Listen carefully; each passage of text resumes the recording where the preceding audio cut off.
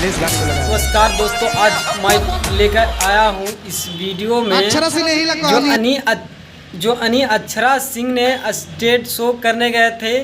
जो stage show को दौरान बताया जा रहा है कि अक्षरा सिंह ने बोला कि मेरे गाना बजाइए पतरी कमरिया पतरे पतरे।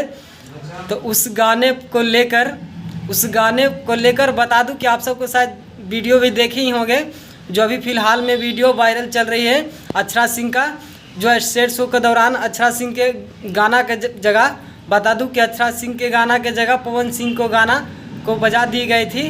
तो आप सबको शायद वीडियो चलती हुई पर स्क्रीन पर दिख ही रहा होगा कि किस तरह से अक्षरा सिंह ने अपना माइक फेंक कर भागने लगी। और बता दूं कि स्टेज शो करने के लिए 5 लाख रुपये ली थी और कुछ देरी के लिए किए। जो गाना बजी जब पवन सिंह का पतली कमरिया पतरे पतरे, उसी गाना को लेकर अक्षरा सिंह ने गुस्सा आ गया और माइक फेंक कर स्टेज शो से चला गया। बता दूं कि ऐसा नहीं करना चाहिए। जो अक्षरा सिंह ने बोला कि मेरा गाना बजाइए कमरिया पतरे पतरे, लेकिन उस जगह पे अक्षरा सिंह के गाना के जगह पे पवन सिंह को गाना बज गया कमरिया पतरे पतरे।